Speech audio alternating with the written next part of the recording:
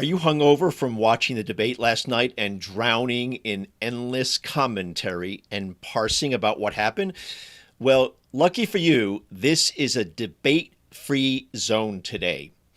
Certainly the election is important, but I think it's mostly a done deal, and I've thought that since May. It's all going to be about COVID-19 and the greatest economic collapse in 100 years because of the incompetence and all-out big craziness of the fool in the White House. But what we don't know is something quite important: the serious health effects facing firefighters who are battling historic wildfires throughout the West. Something they will face for generations, no matter who is president, which is what I'm going to focus on today. This is Jonathan Tassini, and it's great to have you with us for our show, October 30th, 2020.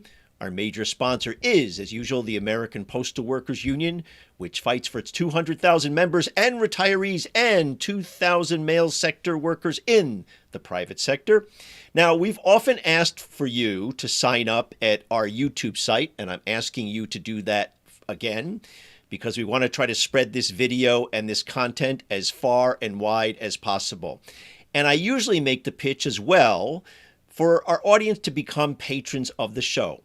And I tell you always that you can do that in two ways. One is you can go over to workinglife.org, click on the podcast tab, and follow our link over to Patreon, where you can become a one-time sponsor or monthly sponsor, or you can do that through ActBlue, because we've partnered up with ActBlue, and there you can also become, at the Working Life Network, the Working Life Show with Jonathan Tassini, you can become a sponsor of the show either on a one-time basis or on a regular basis. But today, to add to our efforts to build some financial base for the show, because the finances for the show basically come out of my threadbare pocket, because frankly, I enjoy doing the show, and I think it provides information to people that you're not going to find in most other places. So we're going to try some advertising. And so I wanted you to check out this ad, which is actually one of a set of ads that we might run. So take a look at this. So I've spent the last 35 or 40 years writing about the progressive movement, being an activist, knocking on doors, trying to get great people elected, and trying to build movements. And now we've launched a TV show to go along with our audio podcast. You can get this TV show now over here at YouTube. That's the place where we talk about taxes, the enslavement of the Uyghurs in China, where we bring in the best progressive candidates who are running out there and challenging the Democratic Party so that we can build a movement for working people. And we talk about the evils of capitalism, the way in which Jeff Bezos is abusing his workers, the way in which Amazon is actually letting people die at the workplace. We've been on top of this, and we've been on top of this ever since the pandemic started. Come on over, sign up, subscribe, join the movement, be informed, and spread the word. So feel free to share the ad and or send some feedback about whether it works for you or would work better in some other way. Now, I've been thinking a lot about firefighters these days, what with the jaw-dropping video that we see virtually every day of these monstrous wildfires that are scorching millions of acres of forest in California and Oregon, which is where I live. For the record, these fires are absolutely, in my opinion, and in scientists' opinion, driven by climate change. And so what we see today will be a feature every single year, with all the widespread devastation of communities and the loss of human lives and the loss of wildlife. Now, of course, we can do a lot to potentially ameliorate that by addressing climate change, but we know for a fact that in the coming years, these monstrous fires are going to get bigger, stronger, and worse. Now, I've actually had a taste of life in wildfires. Just about 3 years ago, I lost half of my possessions when the cottage I was living in the Montecito, California area burned down in the massive fires there that eventually led to mudslides some weeks later because all the hills were denuded and had nothing to hold back the mud and the water. Those mudslides killed 23 people and injured dozens more and flattened homes and devastated a community. And then just recently, I was sheltering in my home like tens of thousands of other people because the fires in Oregon created air that was off the charts hazardous. Now, I mean that not as hyperbole. The measurements were too high for your average air quality reading to even capture. But damn, if we, regular people, just going about our business, can't venture outside because the air is too dangerous, what do firefighters face? I don't mean the obvious, the raging fires and flames. I'm talking about the long-term health effects of breathing in smoke and chemicals pouring out from fires that firefighters confront for hours on end with little shelter as they try to save lives and property. So to dig into what firefighters are facing, it's really amazing to have on the show Darrell Roberts. Darrell has been a firefighter for 20 years in Southern California, where he serves as a battalion chief in the city of Chula Vista. He is also the president of the Chula Vista Firefighters, Local 2180 of the International Association of Firefighters, and he works for the IAFF as a strategic campaign specialist. So here we are in the midst of this incredible set of raging wildfires, and you've been around doing this work for a long time. Have you ever seen anything like this? You know, it's pretty odd. Every year, I would say, honestly, for the last 5 to 7 years, we say, okay, it can't get any worse. And as soon as we feel, we call it little spider senses that, hey, it's starting to get a little bit windy. It's starting to get a little bit drier. Temperatures are starting to increase. And these are all kind of telltale signs that we're in fire season. And obviously you can't, go through one day of watching the news without being a headline story, because it just every year the fires are getting larger. They're getting more destructive. And sadly enough, they continue to be deadly. And this year is tenfold times as worse as it was last year. As far as acreage is burned, firefighters coming from all over, not only the state, but the Western region. We got firefighters coming out from out of country to assist us here in California and in the West. So it's as bad as it's ever been.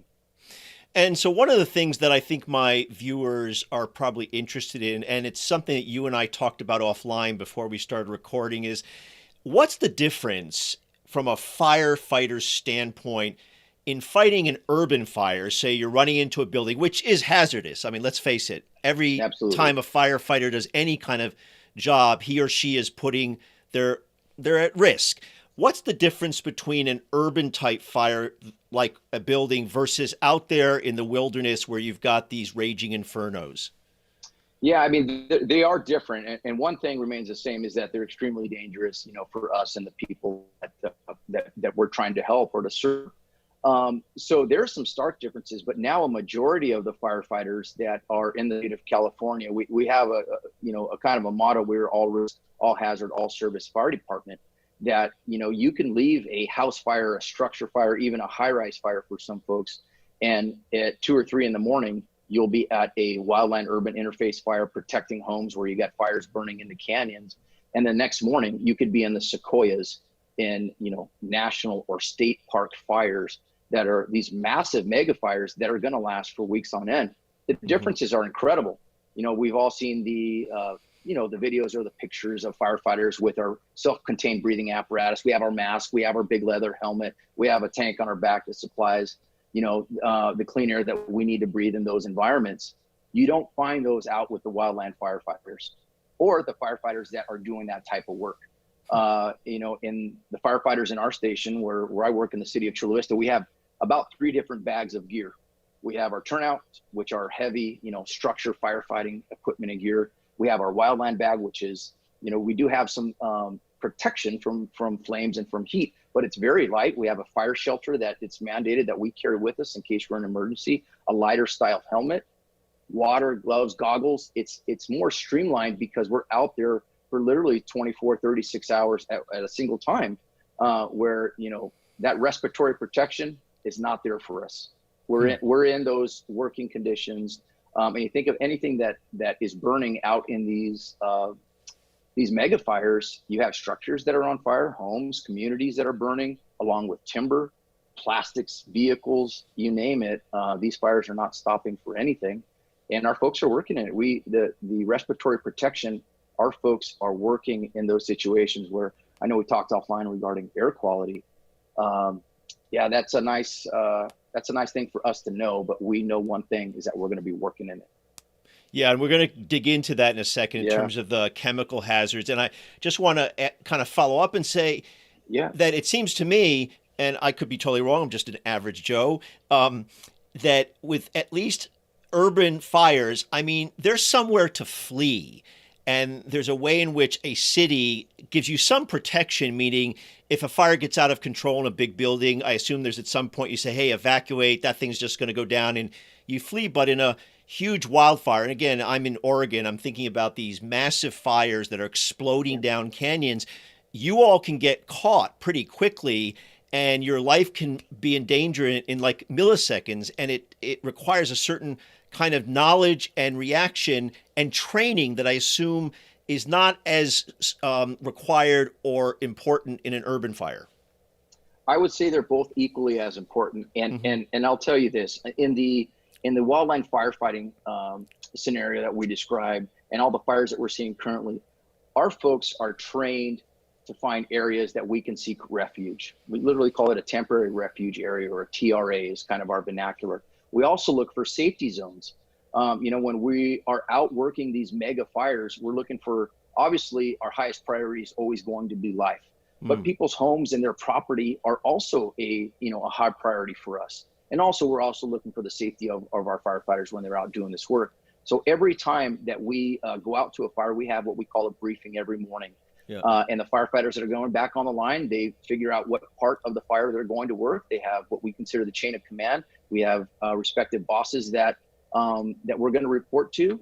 And then we're looking for safety zones within that area. If we need to put, dozens, if not hundreds of firefighters in, we have an opportunity to get to it when things quickly change. And things can change quickly, right? Just like quickly. The wind shifts and the fire shifts direction. And when you say a safety zone, do you mean like inside a culvert, inside like a big water main? I mean, something that's concrete. Just give us kind of a sense of what that means. And actually, if you've had personal experience, talk a little bit about an anecdote that will kind of illustrate that. Yeah, so every time we're going into, whether it's a community, a neighborhood, or even a forest area, we specifically look out for safety zones. Safety zones could be a large parking lot within the area. It could be a business that we know that's fortified, that has some level, a little bit higher level. The fire's not going to impinge on it as much, or maybe we have a little more time. We will actually scratch out areas. We will bring in bulldozers. We will do whatever we can to actually make those safety zones. And sometimes what we carry on our hip, which is always our last defense, is a fire shelter, which we never want to be in a situation where we have to deploy. And unfortunately, we've had firefighters that have to deploy this fire shelter. And if you can imagine just a blanket or a sleeping bag that you are going to get into while the fire burns over the top, psychologically, that's troubling. Physically, the folks that have survived those, which is rare, it's just something that you never, ever want to be involved in. But that's, a mandate when we go out on these fires is that we have that last resort fire shelter. Now, those fire shelters, I read recently, they won't protect a firefighter from direct contact with flames. It's just if you're lucky enough that the flames go around you, and it protects you, I assume, from the intense heat. Correct. Yeah, and they call it, unfortunately, called a burnover. And for our firefighters, it's kind of our worst case scenario. And obviously, unfortunately, firefighters have been killed in scenarios like that. But what we try to do is prevent that from happening when we're out there. Let's look for these safety zones. Where can we all get to? But again, things change quickly. Wind is a predominant factor. We're always trying to figure out where the fire is going to go. We try to get ahead of it, try to control it as best as we can. But again, we're dealing with Mother Nature, and sometimes we unfortunately are on the losing end of that battle. And thousands of firefighters are out there doing that as we sit here today.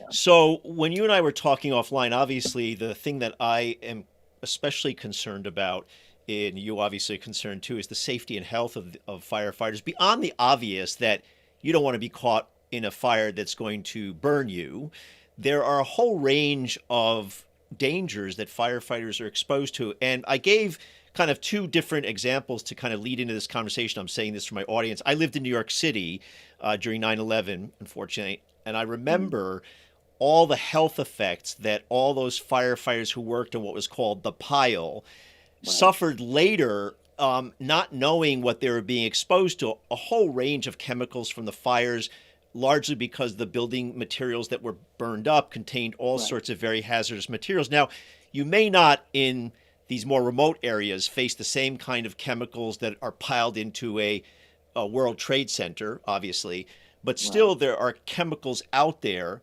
that folks are being exposed to. And the obvious example of that is that during the most recent fires in Oregon, where I live, we were told, us citizens, to essentially shelter in place for about a week because the air was so hazardous that it was off the charts. And when I mean off the charts, I'm not being metaphorical about it. It was literally so bad that it could not be measured. Now, okay, I went into my house and I shut my doors and I sealed it as much as possible. And I was running air purifiers, frankly, to filter out the worst air, as I assume were tens of thousands of people. Now, firefighters don't have those options to do that, right?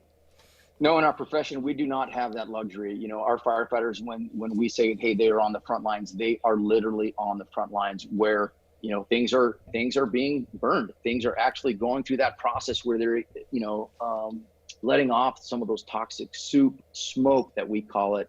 And unfortunately, our firefighters, you know, the percentages of us dying of cancer is so extremely high. The state of California and luckily across states across the U.S., we have a presumptive law and legislation that's passed that's saying, hey, look, if a firefighter is to get cancer, it is from the job that he or she has been doing for 30 plus years. So, yeah, when we talked offline about that earlier, it was an interesting, you know, conversation because they don't want folks to go outside in the general public. Right. As thousands and thousands of firefighters are not only working to fight these fires, but think about how strenuous and arduous this work is. Right. They're working for 24 to 36 hours straight in the smoke, in the environment where they're telling civilians, hey, it's not safe for you guys to be in, but yet that is our day-to-day work, sometimes for weeks on end.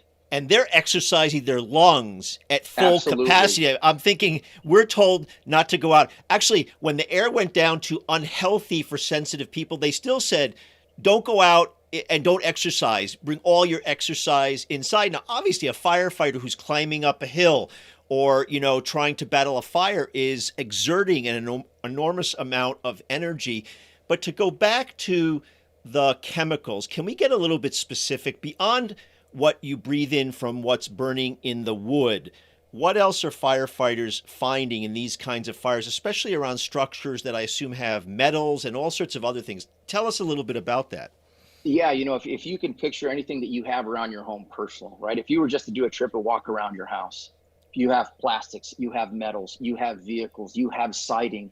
All of these are producing carcinogens that are ultimately our firefighters are dealing with. So when we're in this wildland urban interface environment and you've passed by literally homes that are on fire and you are in that smoke, everything that's within that house, everything on the exterior of that home, the plastics, the woods, the paints, our firefighters are not only inhaling through the smoke, but it gets into our bloodstream via our PPE or our personal protective equipment. We're wearing this gear for literally weeks on end.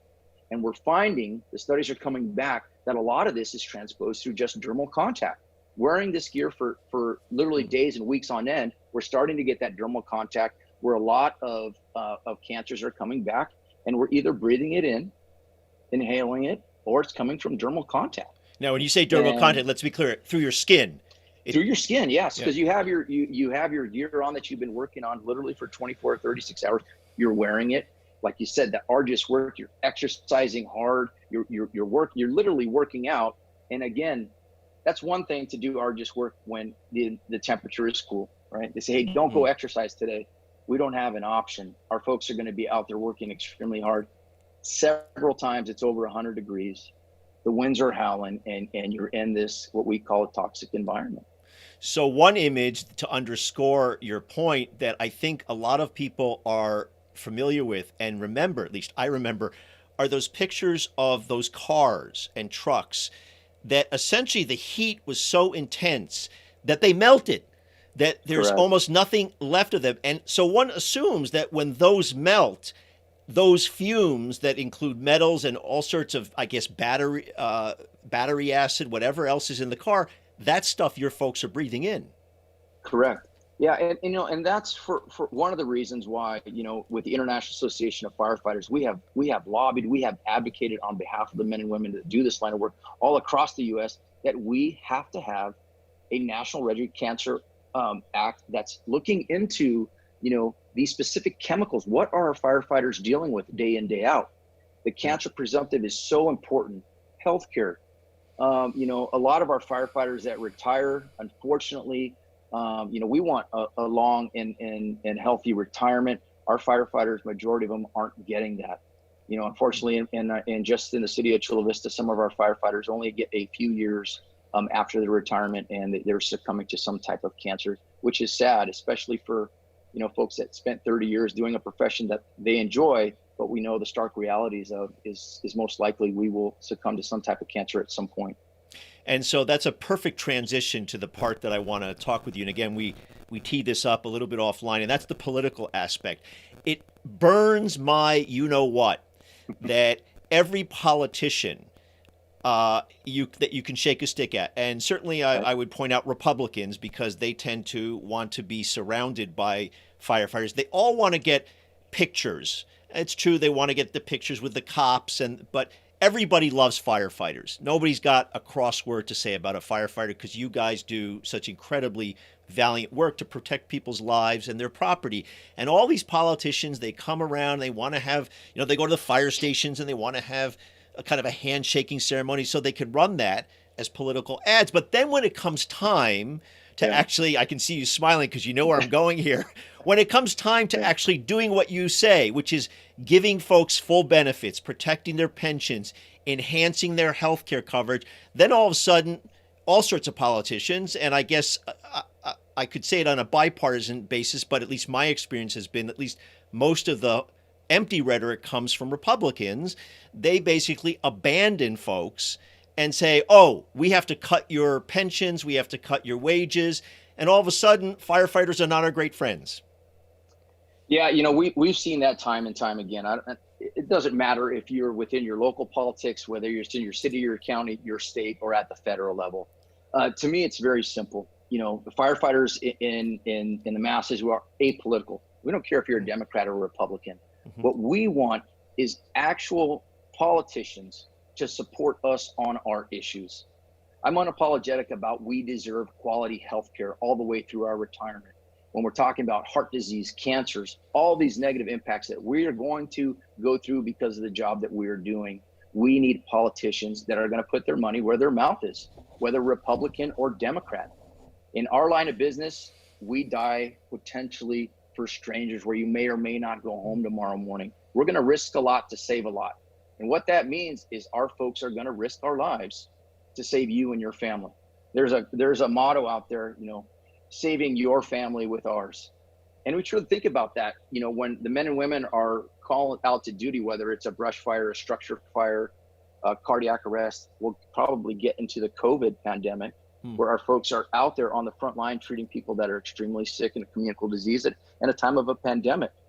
I have little to no respect to the politicians that come down and want to shake hands and want to get the photo op. But when it comes to providing the service that I believe our members deserve, they're hard to track down or they're hard to find. Those days are over. I think we're becoming a little more political savvy in our folks. And it's simple. We support those who support us. We have no problem going out there and lay it on the line for our people, but our folks deserve some dignity and some respect, especially as we get into our retirement age, for sure. And I assume, in fact, that the whole pandemic, COVID-19, has injected a factor that just enhances the danger, because you're now, how do you do social distancing, actually, is the best way of asking, not just among the firefighters, but to the people you're trying to rescue. You're rushing to help somebody. Somebody comes towards you who's been fleeing from a fire. And you know what? Maybe they didn't think to put their mask on at the time they were fleeing for their lives from their home or from their car. And your firefighter at that moment, I assume their immediate reaction is to protect them, lead them to safety. But there must be some training that you now have to instill. Like, take note of the whole pandemic issue. How are you dealing with that? Yeah, and I'll just, even as we deployed nearly 21 days across the state of California with 22 different firefighters, social distance was a concern, was something that we would try to do. How do you do that when you're with 4 firefighters in a fire engine just amongst our set of firefighters, and now interacting with the public? Obviously, we have some risks that we're always going to take when we put other people first. And so for us, social distancing truly does not work in these emergency situations where we literally have to be on top of someone. We're actually grabbing people, pulling them in to rescue, whether it's a medical aid or a fire. Social distancing doesn't work for a firefighter. So what does that mean for us? Is that now we're putting ourselves in dangerous situations. And I go back to that philosophy that, we understand that we're going to risk our lives, the men and women that do the work.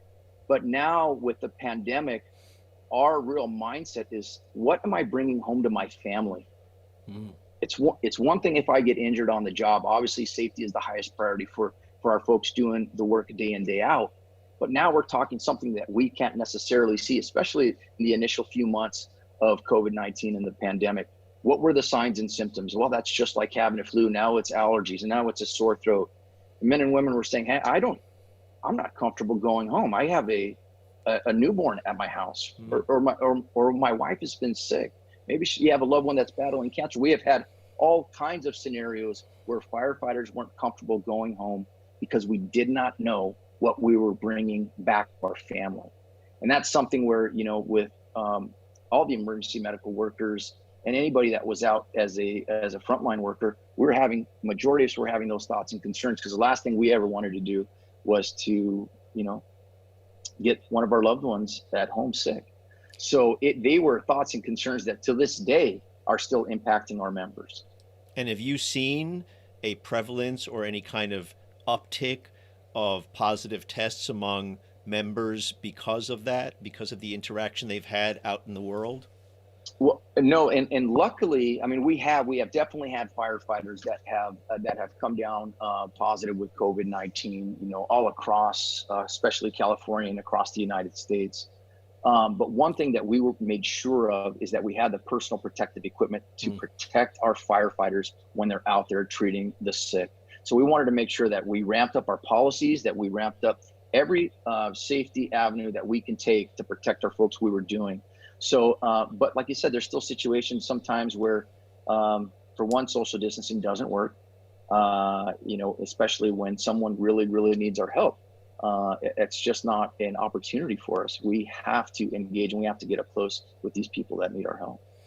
So to kind of maybe my last question, kind of a wrap up part of this conversation, I feel like I might be channeling the movie Bull Durham, which I assume you're familiar with, and maybe I'm relating to that because baseball playoffs have just started. In fact, if I wasn't talking to you, I'd be watching probably the baseball playoffs. But you're from Chula Vista, so your local San Diego Padres are in it, right? San Diego Pods. It's the first time in a long time, and we're happy about that. Exactly. But you may remember that there was that scene when Crash Davis and Nuke LaLoosh are on the bus, and Crash Davis is trying to school him the right ways to answer press questions. So I'm going to ask you a question that seems like it's a softball question that you'll answer. We're going to still be out there, but what are you guys going to actually be able to do? And how are you going to confront what is obviously, as we said in the beginning of our conversation, hotter fires, bigger fires, more dangerous fires, partly from my point of view because of climate change? How are you going to adjust to that? And isn't the risk now going to be elevated to a point where, the human being, meaning a firefighter, can do all that they can do, but these kinds of fires are just not possible to fight in an effective way? Yeah, firefighters, we have that spirit within us. No matter the job, no matter how difficult, we are going to go out there and do. And that's just not a slogan. That's just not a mantra. We believe truly that we can make a difference no matter the situation. So, like I said, if you look back over the last 5 or 7 years, it's definitely getting hotter. This year alone, we've burned more acreage than ever before, and these fires are definitely getting hotter. They're getting more destructive. So we have to, change our tactics. Obviously the the protection of life is the highest priority, both for the community and our firefighters. If we continue to see these major fires taking place, which I believe we will continue to see fires increase within the state of California, we will continue to adjust our tactics. Luckily especially this last year, we've been getting a large amount of air resources. Mm-hmm. We have these large air tankers that are coming in to support our efforts, but nothing beats firefighters on the ground. Yeah. But we have to be careful when we're interacting, especially in these scenarios where, look, we realize, hey, sometimes Mother Nature is going to win here. So we have to be extreme, we have to strategize and put tactics in place that we're going to be able to save as many lives as we can. And sometimes we will always risk a life to save a life. And sometimes it hurts when we drive into communities or neighborhoods and we think, I'm not sure if we're going to be able to make a stand here. We're going to try, but always it's the safety of our firefighters and the safety of community. And sometimes, we just have to readjust and recalculate, but we're always going to give it that effort, always, as we always have. Well, you guys are awesome, and obviously, on behalf of all the people in Oregon, thank you for all the work you've been doing, and thanks for taking the time out of your busy schedule to be on the show, and Absolutely. We'll always have you back to talk about this. All right, thanks, and you guys always have a friend with the firefighters. We love what we do, and please stay safe out there. That'll do it for this week's show. Thanks to my guest, Darrell Roberts. Our editor, as usual, is David Hebden. Our major sponsor is the American Postal Workers Union. As usual, as I close, please go over to YouTube, subscribe to the show, the video portion of the show, so we can spread this video far and wide, and become a patron of the show. You can do that, as I said before, in two ways. You can go over to workinglife.org, click on that podcast tab, and follow your way over to Patreon, where you can become a sponsor either on a one-time basis or a monthly basis. Or you can do that through ActBlue, because we've partnered up with ActBlue. Maybe you're more comfortable with ActBlue since you've probably made some political donations through ActBlue. At ActBlue, you can become a sponsor either on a one-time basis or a monthly basis. Hey, thanks for being with us. Look forward to seeing you back next week.